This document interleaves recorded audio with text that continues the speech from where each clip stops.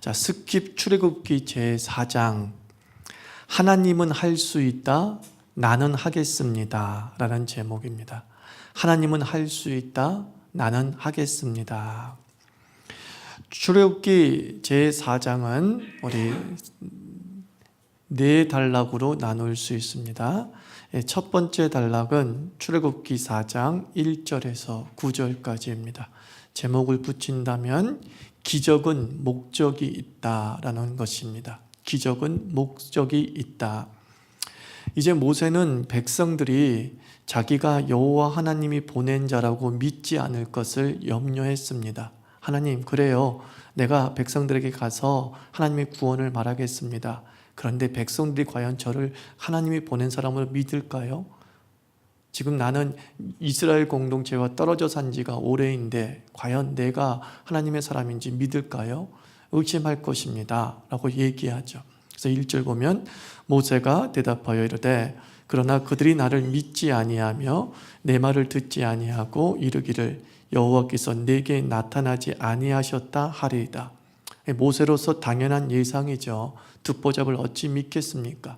근데 이 1절의 마음속에는 사실 이스라엘 민족을 객관적으로 평가하는 모세가 아니라 이 모세의 마음이기도 한 거죠. 사실은 모세가 아직도 불안하고 불신을 하고 있는 겁니다. 그래서 거절할 핑곗거리를 찾고 있는 거죠. 그래서 이 핑곗거리를 찾기 위해서 요즘의 심리학 용어로 얘기하면 투사하고 있는 거예요. 투사. 자기의 의견인데 자기의 마음인데 마치 다른 이의 마음인 것처럼 표현을 하는 것이죠. 우리가 보통 연애 상담할 때 있잖아, 내 친구 얘기인데 하면 누구 얘기죠? 사실은 자기 얘기일 가능성이 굉장히 높지 않습니까? 그래서 자신의 불신과 자신의 불안을 마치 이스라엘 민족의 불신, 이스라엘 민족의 거절로 이렇게 바꿔서 얘기하면서 어떻게든 이 직분을 거절하려고 하는, 피해가려고 하는 이 모세의 마음이 아직 남아있음을 보게 됩니다. 그래서 하나님께서는 모세의 자기 확신, 그리고 모세가 하나님으로부터 보냄받은 자라는 증거를 이제 기적을 통해서 이스라엘 앞에서 보여주는 행위를 하시려고 합니다.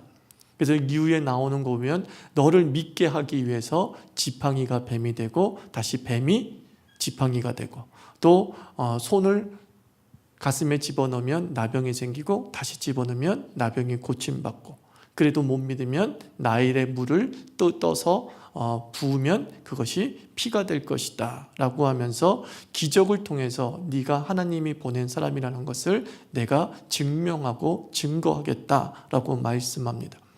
그래서 성경에서 기적이란 어떤 기능을 하는지 이 모세에게 보여준 기적을 통해서 하나님께서 알려주십니다.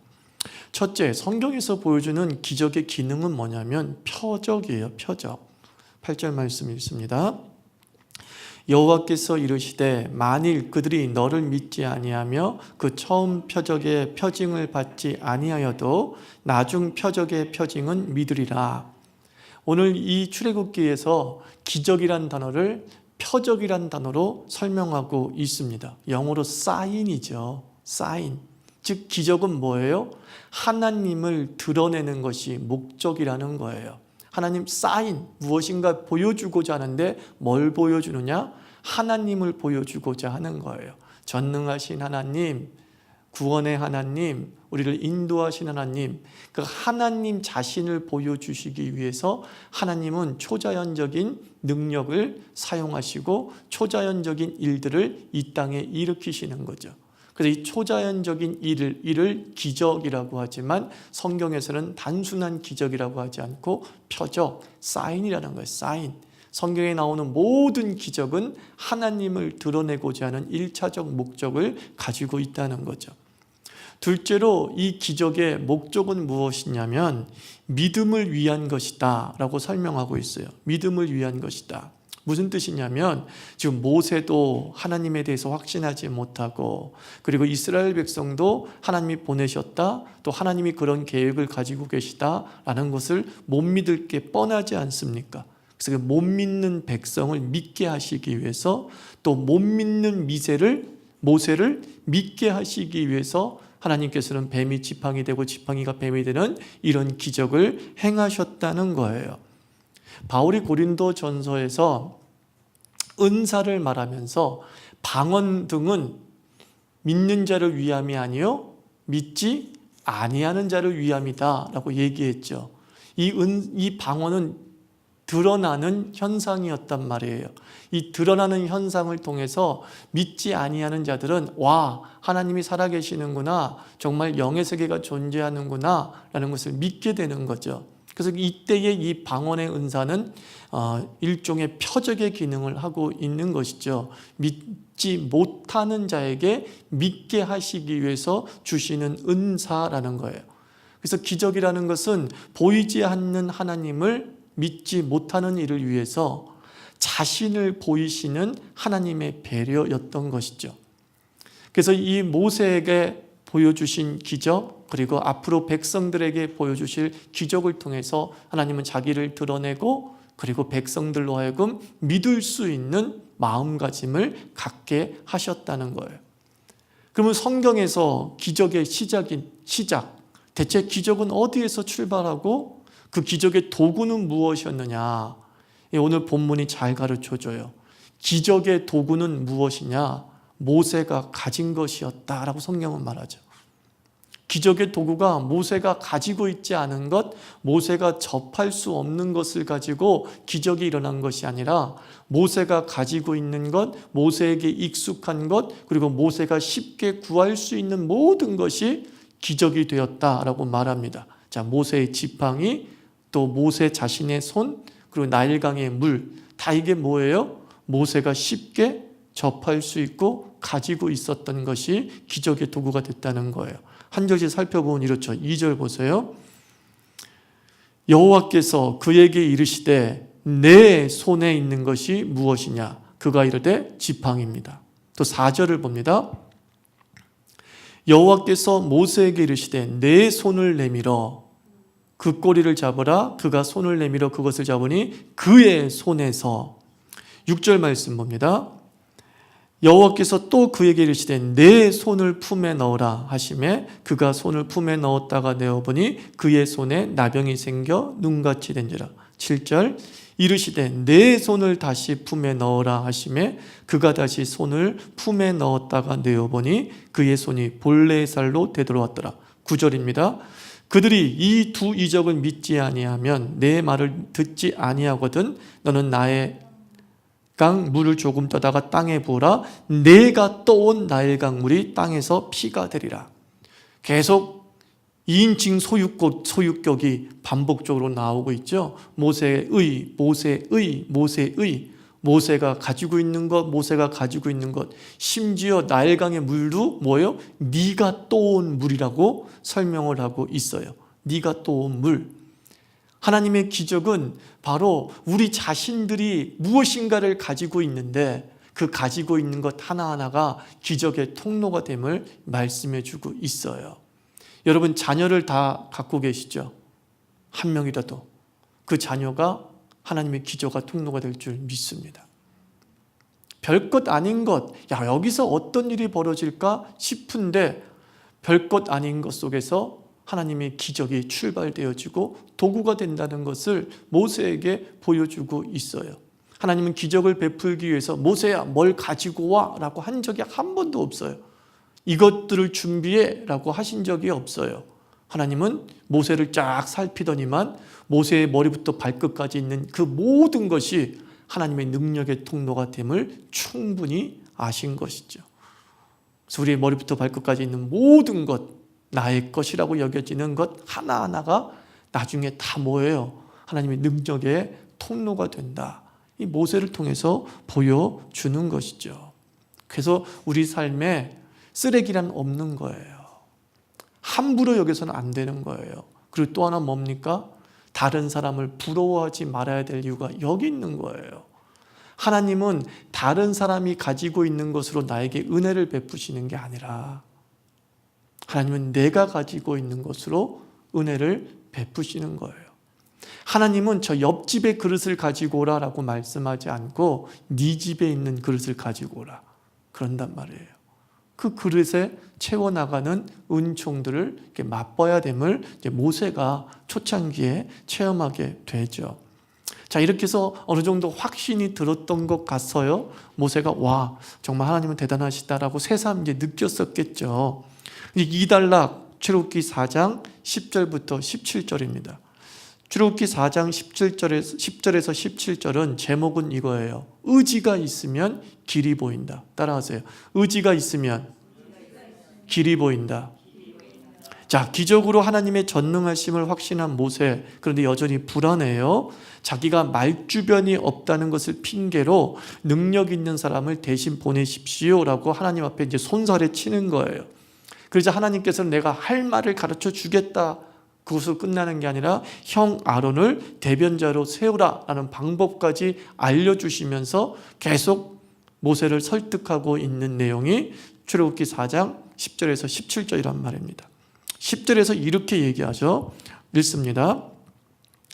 모세가 여호와께 아뢰되 오 주여 나는 본래 말을 잘하지 못하는 자니이다. 주께서 주의 종에게 명령하신 후에도 역시 그러하니 나는 입이 뻣뻣하고 혀가 둔한 자입니다. 이렇게 얘기하고 있어요. 그러니까 모세는 말보다 사실 주먹이 먼저인 사람이죠. 굉장히 행동파였던 것은 사실이에요. 그리고 입이 뻣뻣하고 혀가 둔하다. 그 유대인들의 랍비들의 전설에 의하면 모세가 순음 발음을 못했대요. 순음. 이거 아마 아직 못 찾아봤어요. 순음이 뭔지는. 순음 발음을 잘 못했고 말이 매우 느렸다. 이렇게 전설로 내려온대요. 그냥 쉬운 말로 하면 말을 더듬을 수도 있었다는 거죠. 더듬으면서 말할 수도 있어요. 왜냐하면 행동주의자, 다혈주의자들은 말을 더듬어요, 안 더듬어요?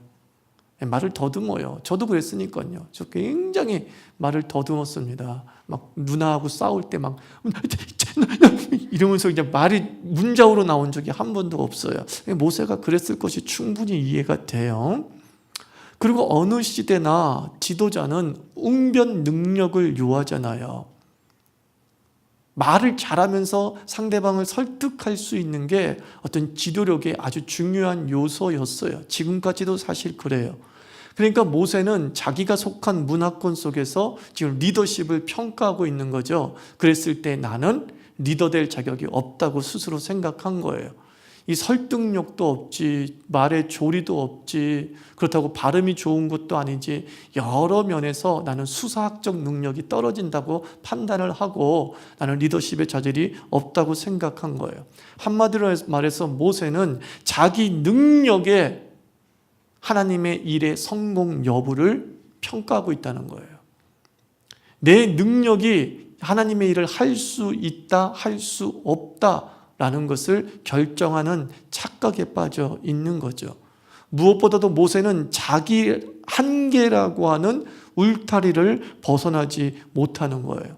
내가 아는 나를 보면 안 돼. 이 생각이 가득 찬 거예요. 나는 나를 알아. 내 수준을 알아. 나는 못해. 라고 하는 자기 한계에 자기를 가둬놓고 있던 사람이 바로 모세였다는 거예요. 이런 모세에게 해주고 싶은 말이 있죠. 고린도전서 4장 20절. 하나님의 나라는 말에 있지 아니하고 오직 능력에 있다. 그 말을 하지 않습니까? 바울 자신도 사실 말에 능한 자가 아니었어요. 오죽했으면 고린도 교회의 어떤 지도자들이 바울을 비판할 때에 저는 말에 조란 자다 그랬단 말이에요. 말을 못하는 자다. 핸디캡을 가지고 있었어요. 그것에 대해서 바울은 얘기해요. 내가 언제 말로 복음을 전했냐? 내가 언제 화려한 언변으로 복음을 전했냐? 하나님의 복음은, 하나님의 나라는 오직 권세와 능력에 있다라고 당당하게 말했어요. 그와 반대로 모세는 그 자신의 한계를 또 문화권 속의 영향력에서 아직 벗어나지 못한 모습을 보게 되죠. 자, 그러자 11절을 보니까 짜증을 내시는 하나님을 보게 되죠. 읽습니다. 여호와께서 그에게 이르시되 누가 사람의 입을 지었느냐? 누가 말 못하는 자나 못 듣는 자나 눈 밝은 자나 맹인이 되게 하였느냐? 나 여호와가 아니냐? 여기 짜증이 섞여 있어요. 분명 짜증 섞여 있어요. 뒤까지 가보면 왜 짜증인지 알 수 있어요. 하나님 이런 투로 얘기하는 거예요. 아직도 날 모르냐? 너 떨기나무, 그것도 불타는데 불타지 않는 떨기나무의 임재를 보았고, 지팡이가 뱀이 되고 뱀이 지팡이가 되고 나병이 손에 생기고 없어지고, 이런 기적까지 네가 봤는데도 불구하고 아직도 지금 불안에 떨고 있냐? 좀 하나님이 좀 짜증이 나신 모습으로 얘기하는 거예요. 하나님을 믿지 못하는 모세를 향한 하나님의 마음이, 감정이 상한 것이죠. 여기서 우리가 이런 생각을 해보지 않습니까? 세상에 많은 믿음을 가져보려고 하는 자들, 그리고 좀 기독교에 대해서 변증적으로 접근하려고 하는 사람들이 그런 얘기를 해요. 뭐 죽은 자가 살아나면 믿겠습니다. 병든 자가 고침받으면 믿겠습니다. 그러니까 우리는 온갖 초자연적이고 기적이 나타나면 정말 예수 믿겠다고 하는 사람들 종종 있잖아요. 심지어 우리의 자녀들 가운데도 그래요. 하나님이 정말 살아계신다는 게 내 삶에서 막 보여지면, 그런 기적을 내가 체험하면 나도 예수 잘 믿어. 난 도대체 하나님이 살아계신 것 같지 않아. 뭐 그런 기적은 일어나지도 않아. 그러잖아요. 그래서 우리는 다들 생각하기를 기적이 있으면 다들 예수 잘 믿을 거라고, 복음 전파에 굉장히 유용할 것이다 라고 생각하는데, 오늘 이 모세를 통해서 그렇지 않아 라는 걸 알 수 있죠. 기적이 나타나면 다 예수를 믿게 될 것이다, 또는 하나님을 믿게 될 것이다. 사실 이거는 진리가 아니에요. 이거는 명제도 될 수 없어요. 거짓 명제예요. 거짓 명제. 예수님이 이것을 에둘러서 누가복음 16장에서 말씀하시죠. 누가복음 16장은 부자와 거지 나사로의 비유 이야기가 나옵니다. 부자가 지옥 갔단 말이에요. 나사로는 천국 갔단 말이에요. 근데 부자가 지 자녀들, 후손들도 지옥 갈까 봐 두려워서 뭐라 그래요? 여기 있는 이곳에 있는 사람을 살려서 저 우리 땅에 보내가지고 지옥이 있다라는 거 알려가지고 제발 얘네들이 예수 잘 믿고, 예를 들면 예수 잘 믿고 지옥 오지 못하게 해주십시오 라고 부탁을 한다고요. 그러니까 기적으로 죽은 자가 살아난 건 뭐예요? 엄청난 기적이잖아요. 그 기적으로 나타나면 다 나처럼 안 살고 올바로 살 거라고. 그때 예수님께서 기가 막힌 말씀을 31절에서 하시죠. 이르되 모세와 선지자들에게 듣지 아니하면 비록 죽은 자 가운데서 살아나는 자가 있을지라도 권함을 받지 아니하리라 그랬다. 기적이 최고의 방법이 아니라는 거예요. 귀가 막힌 사람은 기적이 나타나도 안 믿어요. 꽉 막히고 강팍해진 사람은 온갖 기적이 다 나타나도 안 믿어요. 나중에 그 대표적인 예가 바로 왕이라는 걸 나중에 알게 되잖아요. 그의 마음이 강팍해지니, 기적이 강도가 세지면 세질수록 그의 마음도 더 어떠해졌다고 했어요? 강팍해지더라 하고 성경에 기록이 되어져 있어요. 그러니까 이건 다른 말로 무슨 뜻이냐면, 하나님 내 인생이 잘 풀려야지 내가 전도할 힘이 있고, 내 인생이 잘 풀려야 우리 일가 친척을 전도할 수 있죠 라고 말하는 것과 똑같은 거예요. 우리 인생이 풀리지 않아도 예수만이 나의 구원주 되심이라고는 확신을 가지고 그들을 불쌍히 여겨 복음을 전하면 거기서 하나님의 능력이 나타나는 것이죠. 근데 우리는 착각하는 거예요. 모세와 같은 착각을 하는 거예요.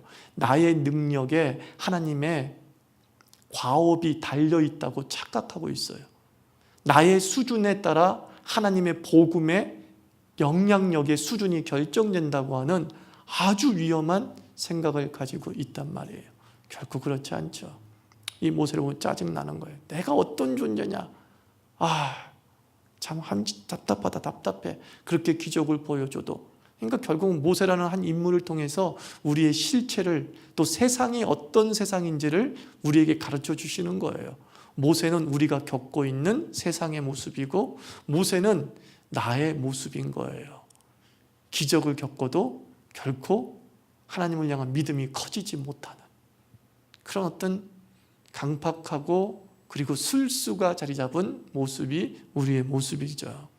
그래서 좋아, 내가 할 말까지 다 일일이 가르쳐 줄게. 12절 같은 말씀 보면 이제 가, 내가 내 입과 함께 있어서 할 말을 가르치리라, 이렇게까지 말씀을 하셨단 말이에요.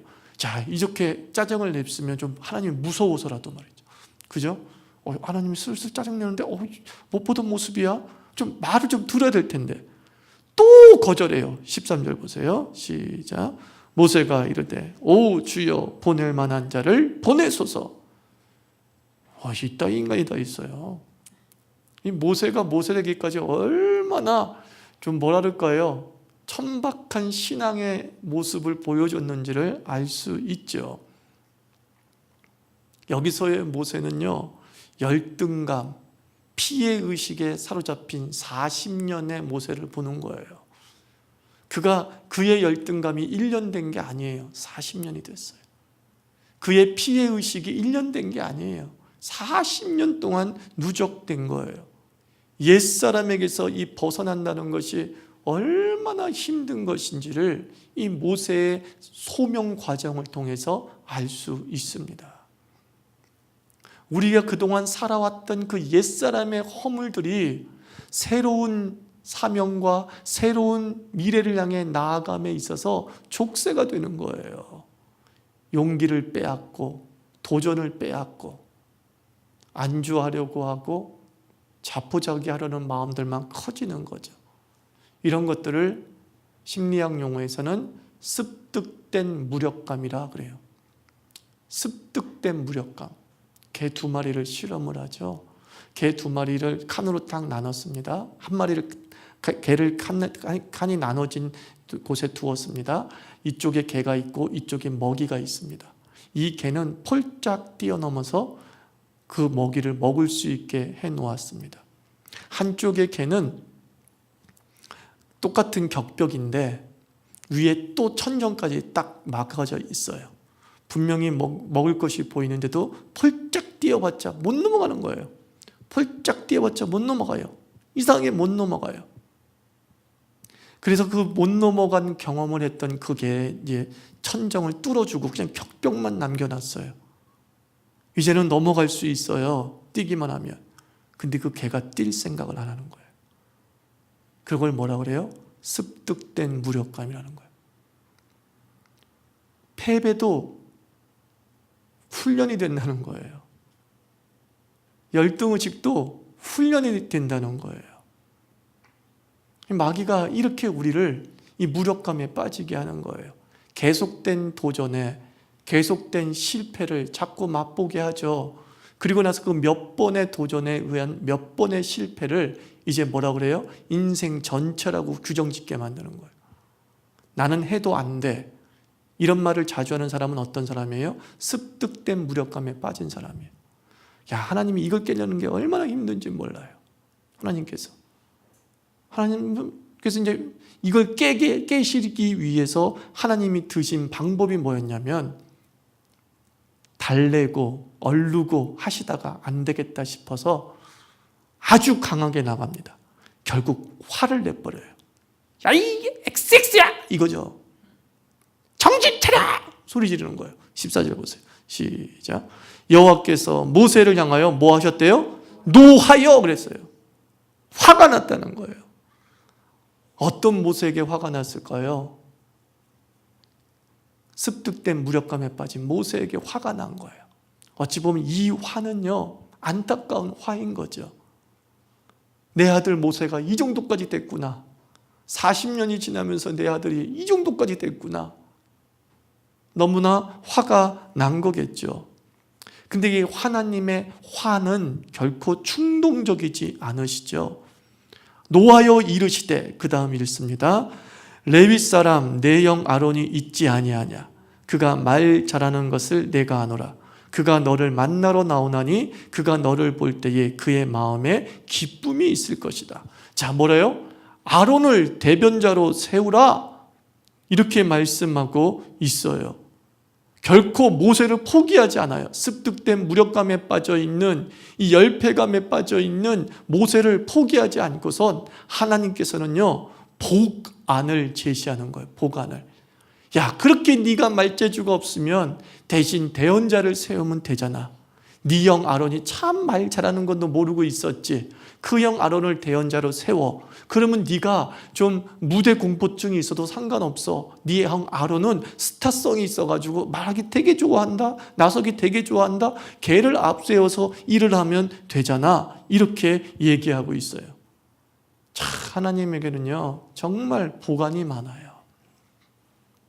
이 한 사람을 치유하기 위해서, 이 한 사람을 사명자로 우뚝 세우기 위해서 하나님께서는 짜증도 내고 강압도 내시고, 그러나 그것이 충동적이고 즉흥적이지 않고 충분한 계획을 가지고서 성을 내신 거예요. 우리는 무조건 화내잖아요. 아유 미친놈아, 아유 바보 뿅충이, 이걸로 끝내요. 그러면 그 자극을 준 거라고 생각한다고. 근데 하나님은 바보 멍충이, 이건 자극이 아니에요. 자극을 안 줘요. 더해요? 더 습득된 무력감에 빠지죠. 얘가 스스로 생각할 수 없다는 것을 하나님께서 아시기 때문에, 얘가 스스로 길을 여는 법을 40년 동안 배우지를 못했다는 걸 아시기 때문에 그 길 여는 법까지 가르쳐 주는 거예요. 생각하는 법, 계획 세우는 법, 어떻게 이것을 탈출할 수 있는가의 법. 자녀 양육 그렇게 시켜야 된다는 거예요. 화낸다고 승질 부린다고 애가 바로 서는 게 아니에요. 아버지의 권위로서 화를 내죠. 근데 아버지는 화를 내되 항상 거기에 합리적 대안을 가지고 있다. 아이의 신뢰가 생기는 거죠. 아버지는 그런 만한 이유가 있었구나. 그런 방법이 있는데 그런 방법을 내가 안 쓰니까 얼마나 아빠가 답답했을까. 그래서 그랬던 거구나. 이런 모습을 모세와 하나님에게서 읽을 수 있죠. 물론 조금 더 나가서 모세가 진즉에 그렇게 말했으면 더 좋았겠죠. 하나님, 내가 말이 어눌하니까 대변인을 세워주세요 라고 말했으면 더 좋겠죠. 이상적이지만 그렇게 하지 못했던 이유는 그런 습득된 무력감도 있지만, 또 하나 왜 그렇게 말하지 못했을까? 이 대안을 왜 모세가 제시하지를 못했을까? 결국은 이거예요. 모세는 하고 싶은 생각이 없어요. 그게 자기의 모든 생각을 짓누르고 있어요. 안 하겠다는 마음이 지배되고 있어요. 그러니까 뭐예요? 못할 이유만 보이는 거예요. 어눌하다, 사람들이 안 믿는다, 나를 배척할 거다 등의 못할 이유만 보이는 거죠. 근데 우리가 하겠습니다 라고 하는 마음을 가지면 하나님의 보관도 알게 되고, 또 할 수 있는 길들이 참 많구나 라는 것을 읽게 돼요. 참 의지가 중요한 거예요. 의지. 능력이 중요한 게 아니에요, 여러분들. 많은 사람들은 능력을 가지고 일을 한다고 생각하거든요. 아니요. 능력으로 일하는 게 아니라 의지로 일하는 거예요. 공부도 말이죠. IQ로 일하는 게 아니에요. 의지로 일하는 거예요. 내가 좀 해보겠다 라는 마음을 가지면 어떻게 해야 하는지 보이는 거예요. 근데 그 의지를 안 가져요. 어떻게 되겠지? 알아서 되겠지. 내 인생 이렇지? 라고 하는 순간부터 모든 길이 막힌다는 것을 오늘 모세를 통해서 또한 보게 되는 거죠. 그래서 16절 읽습니다. 그가 너를 대신하여 백성에게 말할 것이니 그는 내 입을 대신할 것이요 너는 그에게 하나님같이 되리라 그랬어요. 이 16절 말씀은요, 모세 시대의 이스라엘 백성에게 하시는 말씀인 거예요. 만약에 너희가 아론을 세웠다, 아론이 아무리 말을 잘하고 스타성을 가지고 응번력을 가지고 있다 할지라도 지도자는 누구다예요? 모세다, 그 얘기하고 있는 거예요. 그가 너를 대신하여 백성에게 말할 것이니 그는 내 입이 대신할 것이요 너는 그에게서 하나님같이 되리라. 아론에 향한 경고이기도 하고 이스라엘 백성을 향한 분명한 초점을 가르쳐 주는 거예요. 현란하게 앞에서 왔다 갔다 일을 하는 것처럼 보인다 할지라도 지도자는 누구다? 모세다. 이거 잊지 말아야 된다라는 거죠. 그래서 모세에게 재천명하죠. 너는 이 지팡이를 손에 잡고 이것으로 이적을 행할지다 그랬어요. 이 지팡이는 뭐예요? 목동의 지팡이, 양치는 지팡이를 네가 잡고 일하라 라고 얘기해요. 이건 무슨 뜻이냐면 마치 왕정시대에 왕권을 줬다는 뜻과 똑같은 거예요. 옛날 왕들은 홀을 쥐고 있었어요. 이런 막대기 같은 거 많이 보셨죠? 그걸 홀이라 그래요. 홀. 그 왕이 쥐고 있는 막대기를 요즘 말로 뭐 쥐봉, 그래, 쥐봉이라고 보면 되는 거예요. 홀은 왕의 권세예요. 그래서 다윗의 언약을 세울 때에 너희 자손들에게 다윗의 홀이 떠나지 아니하겠다 그랬죠. 그 홀은 다윗이 왕이 가지고 있는 쥐봉, 그것을 계속 네 자녀들에게 물려주겠다라는 뜻이에요. 그러니까 하나님께서는 이제 모세를 이스라엘 백성의 왕 같은 존재로 세운다는 거예요. 모세가 최고의 지도자임을 분명히 한 것이죠. 그 지팡이를 보면 백성들 아는 거예요. 저건 모세만 쥐고 있는 거다. 그러므로 모세만이 최고의 지도자이다 라고 하면서 지도력의 초점을 일원화시켜버린 거예요. 이게 얼마나 중요한지 몰라요. 우리 고린도 전서 묵상했지만 고린도 교회의 혼란한 이유가 뭐죠? 평등한 리더십 때문이에요. 다 하나님께 받은 계시 은사라고 주장을 하죠. 그래서 너나 나나 똑같다 라고 생각을 하고 내 말씀도 권위 있고 네 말씀도 권위 있다. 이게 고린도 교회였단 말이에요. 평등한 리더십이었어요.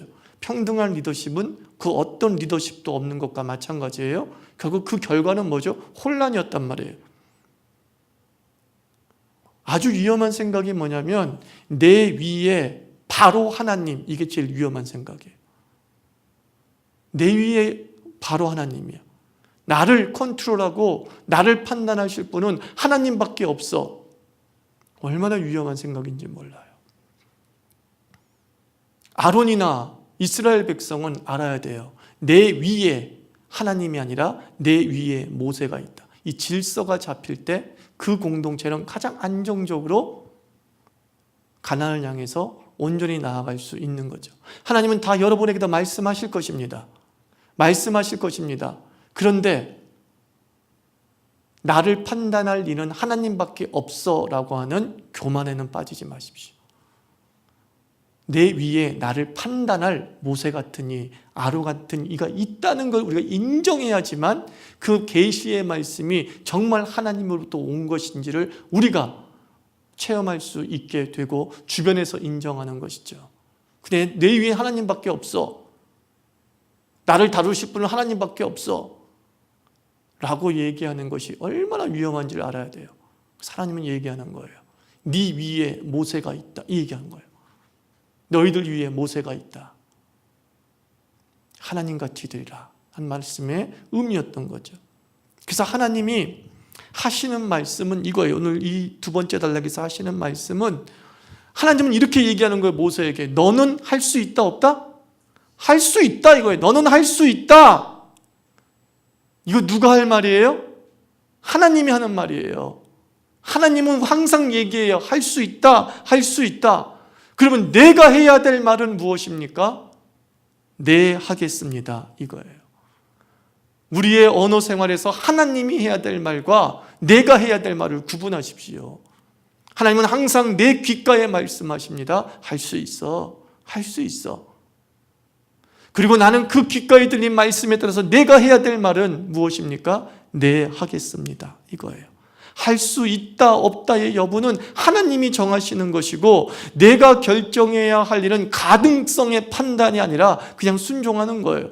이게 될 것이다 안 될 것이다 가능성을 판단하는 것은 우리에게 맡겨놓은 것이 아니에요. 그냥 하나님이 하시라고 하면 가능성의 정도를 떠나서 그냥 우리는 네, 하겠습니다. 이게 하나님께서 모세에게 원하시는 모습이었던 거예요. 모세 그랬으면 좋겠다는 거예요. 그런 사람이 있었죠. 바로 이사야죠. 이사야가 그렇게 부족하고 연약한 존재임에도 불구하고 그 자기 의식을 인식이 분명했음에도 불구하고 하나님이 누가 나를 위해서 갈 거 올 때 뭐라 그래요? 네, 제가 가겠습니다. 나를 보내주세요. 무슨 뜻이에요? 네, 하겠습니다. 하나님 뻔히 너가 란 얘기잖아요, 그거. 이사야 앞에서 누구라 나를 위해서 갈 거, 그 무슨 말이야? 너 가! 이 얘기인데 뭐. 말귀를 딱 알아듣죠, 이사야가. 학자에서. 네, 하겠습니다. 그게 이사야의 말이에요. 하겠습니다 하는 그 순간 여러분이 가진 모든 것은 기적의 통로가 될 줄 믿습니다. 그거예요. 네가 가지고 있는 것이 무엇이냐? 네 손에 든 것이 무엇이냐? 네가 떠온 것이 무엇이냐? 그것으로 내가 표적을 삼고 너를 믿게 하게 하겠다. 여기서 벌어지는 거예요. 세 번째 단락은 출애굽기 4장 18절에서 26절이죠. 제목은 이거예요. 리더십은 가족 안에서 먼저라는 거죠. 모세가 장인 이드로에게 작별 인사를 고하고 아내 두 아들과 함께 애굽으로 떠납니다. 여정 중에 묵은 숙소에서 여호와께서 나타나셔서 모세를 죽이려고 해요. 열병에 걸린 것 같습니다. 그러자 시보라는 자기 아들의 성기 포피를 베어가지고 여호와 앞에 둠으로 말미암아 모세를 살리죠. 18절 말씀 보면 모세는 장인에게 이제 애굽에 왜 가는지 구체적으로 말하지 않아요. 그냥 내가 애굽에 가서 가족을 좀 만나겠습니다 라고 합니다. 사실은 애굽에 왜 가는 거였죠? 하나님의 구원을 위해서 가는 거잖아요. 그런데 하나님의 구원이 나에게 들려졌습니다 라고 하면서 구체적으로 얘기하지 않고요. 그냥 애둘러서 의뢰하는 말, 그냥 가족들 좀 보러 가요. 왜 그랬을까? 아마 이드로가 이해할 수 없을 것이라고 생각할 수도 있고, 아니면은 내가 가겠다라고 하는 그 순간 그 얘기를 듣고서 어처구니 없어서 말도 안 되는 짓을 하고 있네. 내 딸 갑으로 만들 생각이야? 그러면서 반대할 수도 있을 거 아닙니까? 그걸 충분히 상상할 수 있죠. 그러니까 이거에 아무리 가까워도 신앙이 같지 않은 사람과의 깊은 얘기는 한계가 있어요. 여기서 모세가 지혜로운 거예요. 여기서는 모세가 아무리 가족이지만 가치가 같아요, 안 같아요? 안 같단 말이에요. 여호와 하나님을 섬기는 집 사람하고 그렇지 않은 사람하고는 차이가 있단 말이에요. 그러니까 선을 걷버리는 거예요. 나를 방해하거나 나의 속을 뒤집을 것 같은 상황이 올 걸 예상하고 이제 자기 마음을 굳건히 가고자 마음 먹었으니까 흔들리지 않으려고 가는 모습을 보게 되죠. 우리들 삶 속에도요, 상담할 사람과 내 속사정을 얘기할 사람이 누군지를 분별하는 것도 복이에요. 아무한테나 막 얘기한다고 해서 답이 나오는 게 아니에요. 어떤 사람은 나에게 브레이크를 걸 수도 있고요. 어떤 사람은 나한테 복장을 터지게 만들 수 있고요. 어떤 사람은 나에게 실패의 길을 알려줄 수도 있어요. 친한데, 괜찮은 사람인 것처럼 보이는데 뭐예요? 영적이지 못한 사람일 때, 신앙적이지 못한 사람일 때 그 속사정을 얘기하는 것이 나에게 유익이 될 가능성은 별로 없다는 거예요. 없다는 거예요. 이제 모세가 지혜로운 거죠. 대충 애둘러서 얘기해요. 자, 이제 갑니다. 가다가 모세가 그의 아내와 20절 말씀 보면 모세가 그의 아내와 아들들을 나귀에 태우고 애굽으로 돌아가는데 모세가 하나님의 지팡이를 손에 잡았더라. 자, 이제부터 목자의 지팡이라고 하지도 않고 모세의 지팡이라고 하지 않아요. 갑자기 지팡이의 이름이 바뀌었어요. 뭘로 바뀌었어요? 하나님의 지팡이라 불렸어요. 지팡이의 모양은 변하지 않았습니다. 단지 용도가 변했죠. 그 쓰임새가 변했을 때 그 가치도 달라진다는 거예요. 마치 이것은 우리 집을 예배의 장소로 제공했을 때 더 이상 그 집은 우리 집이 아니야. 이렇게 불리워지는 거예요. 하나님의 집. 와, 멋지잖아요. 내가 너의 집을 가겠다라고 얘기하지 아니하고 하나님이 올림픽 아파트, 이거 방송 나가니까 내 주소 얘기하면 안 되지. 1105호에 가겠다라고 하지 아니하시고 천우나 오늘 내가 1102호 하나님의 집에 가겠다. 너무 영광스럽잖아요. 내가 가지고 있는 것에 나의 것이라는 것이 다 빠지고 이제 하나님이라는 소유격이 붙어요. 영광스럽죠. 여러분의 아들은 내 아들이 아니라 하나님의 아들, 그렇게 불리기를 축원합니다. 직장 다니고 있는데 이게 내 일이 아니야. 누구의 일이야? 하나님의 일이야. 와, 용도가 바뀌니까 가치가 바뀌는 거예요. 가치가. 여러분, 그렇게 불리워진다는 게 얼마나 영광스럽습니까? 지금까지는 하나님께서는 내가 가진 것으로 역사를 일으켰는데, 기적을 일으켰는데, 그 기적이 일어나고 난 뒤부터는, 하나님의 표적을 드러낸 이후부터는 이제 더 이상 너의 것이 아니라 하나님의 것이라고 하는 하나님의 소유격이 붙었어요. 뭐 하나님의 것이니까 생각해 보세요. 하나님의 것을 누가 빼앗을 수 있으리요? 나의 것은 다 빼앗겨요. 언젠가 나보다 더 강한 이들에게 다 빼앗겨요. 내가 세운 공로조차도 말이죠, 얍삽한 인간들한테 다 빼앗겨요. 근데 그것이 하나님의 것이 된 순간 누구도 빼앗지 못하리라. 모세의 든 지팡이가 하나님의 지팡이가 된 이후로 그 지팡이가 한 번도 모세를 떠난 적이 없는 거죠. 누구도 모세의 손에서 그 지팡이를 죽을 때까지 빼앗지 못했어요. 그 늙은이 모세를 이기지 못했어요. 왜요? 하나님의 것이라는 소유격이 붙었기 때문에. 하나님의 것, 하나님의 것. 얼마나 멋져요. 그래서 가족과 함께 애굽으로 향하는 중 하나님을 만나는데, 여기서 만난 하나님이 좀 이상한 하나님을 만나요. 24절 보면 여호와 하나님을 만나사, 만난다는 단어가 파가시라는 단어를 써요. 가다가 숙소에 있을 때 여기서 그를 만나사 그러잖아요. 파가사라는 히브리어가 뭐냐면 거칠게 적대적으로 만난다는 뜻이에요. 거칠게 적대적으로. 지금 하나님께서요, 그렇게 다정다감하고 세밀하게 만나셨던 하나님이 지금 애굽으로 사명 감당하러 가는 모세를 향해서는 거칠게 적대적으로 만나시는 거예요. 그래서 결국은 그 만난 하나님 때문에 죽어요. 죽을 지경에까지 이르게 되었단 말이에요. 왜 죽이려고 하는지 도무지 이해가 안 되지 않습니까? 못하겠다는 사람 억지로 맡기셨으면서 이제는 그 사명 감당하겠다고 가는데 죽이려고 하신단 말이에요. 그 이유를 아내 십보라의 행위를 통해서 알 수 있죠. 25절 같이 읽습니다. 시작. 십보라가 돌가를 가져다가 그의 아들의 표피를 베어 그의 발에 갖다 대며 이르되 당신은 참으로 내게 피남편이로다 하니 그랬어요. 할례는 아브라함 후손의 전통이면서 신앙 행위였잖아요. 그러니까 모세의 아들이 장성했을 터인데 할례를 했다 안 했다?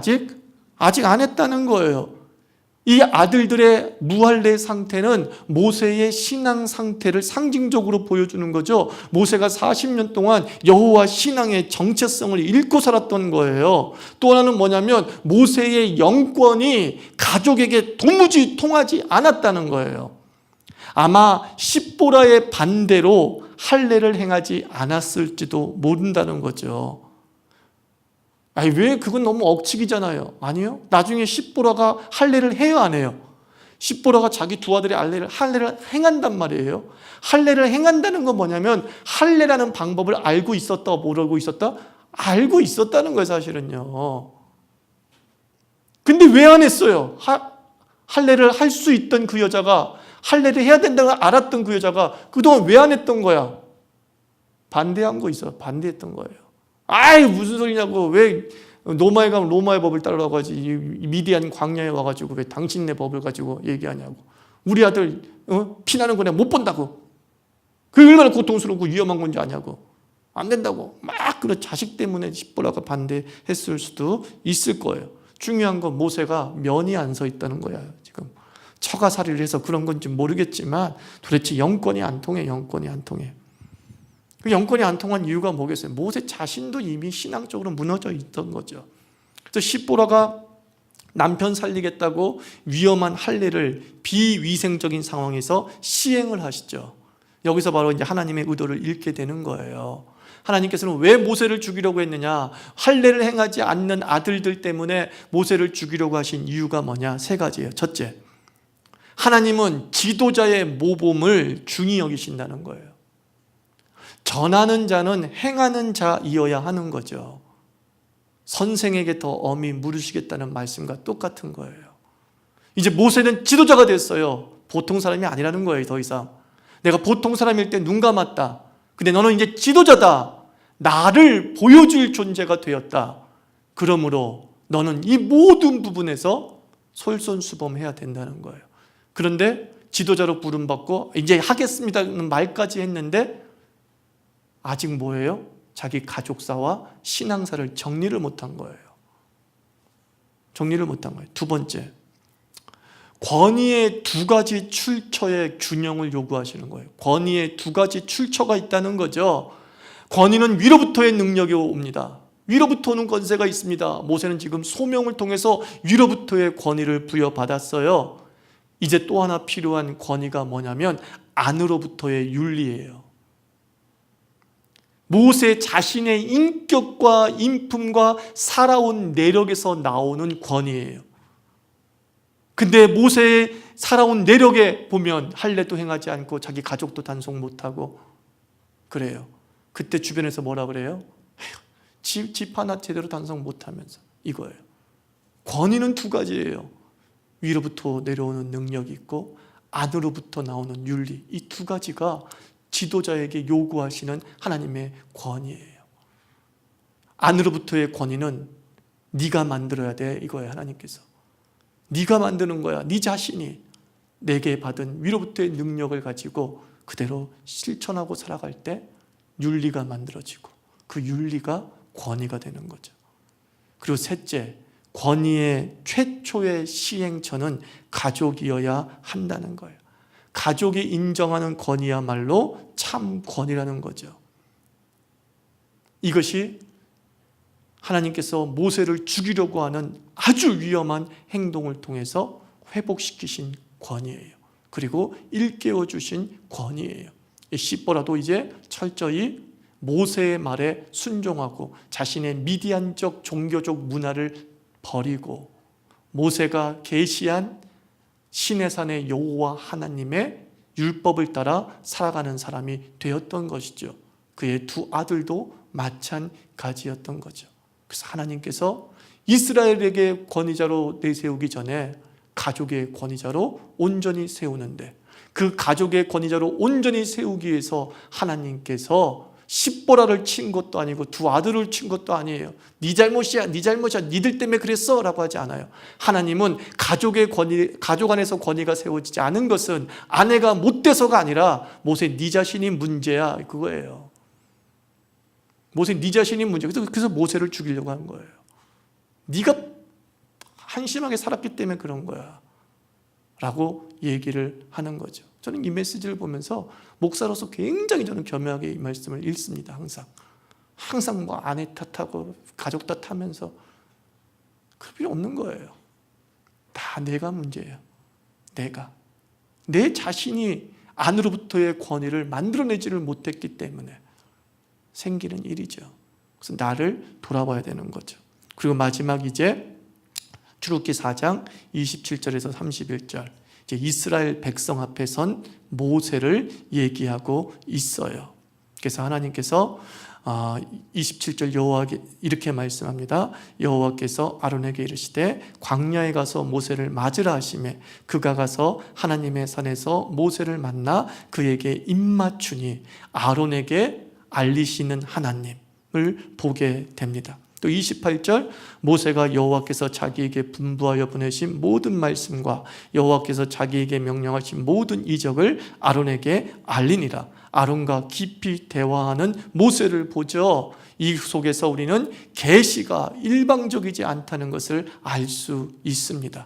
하나님은 모세에게도 자기를 드러내셨지만 하나님의 계획과 여러 가지 일들을 아론에게도 알리시어서 모세와 아론이 생각이 같게 만들어 놓으신 거예요. 중요한 것은 이 모세가 아론과 깊이 대화를 나누었다는 28절의 말씀이에요. 자기 혼자 간직한 계시가 아니라 공유하고 있다는 것이 얼마나 중요한지 몰라요. 모세는 최고의 리더십을 가지고 있었던 것이 사실이고 하나님이 그 최고의 리더십 자리에 올리신 것도 사실이지만 모세는 주변 사람과 함께 그 계시를 공유하기를 주저하지 않았다는 거예요.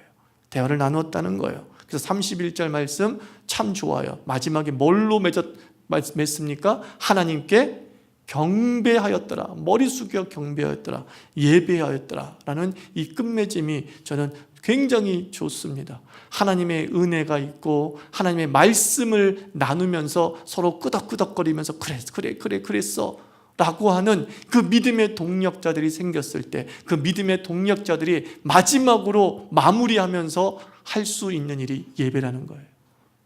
항상 예배로 마무리하는 거예요. 그래, 맞아. 그러면서 누구를 경배해요? 하나님을 경배하는 거예요. 서로 칭찬하면서 너 잘 됐다라고 얘기하면서도 마지막은 뭐예요? 하나님 영광 받으시옵소서. 이것이 우리의 마무리가 될 때에 하나님의 그 구원의 섭리가 강력하게 임하죠. 이 4장을 마무리하면서 가능성은 하나님의 몫이에요. 하나님이 말씀하셨다면 할 수 있도록 많은 보관을 갖고 계시는 거예요. 그리고 상황에 따라 하나 둘씩 그 보관을 풀어나가실 거예요. 우리가 할 일은 화끈하게 네! 하겠습니다 이거죠. 습득된 무력감에서 좀 벗어나서 언어라도 화끈하게 할 수 있다는 말이 아니라 네! 해보겠습니다 라고 나를 세우시는 하나님에게 나를 맡길 때, 그리고 내어 맡기는 모험을 감행했을 때 우리를 얽어매고 있는 제한과 한계에서 벗어나 우리로 하여금 최고의 권위가 세워지는 그런 영권을 행사하게 하실 줄 믿습니다. 기도합시다.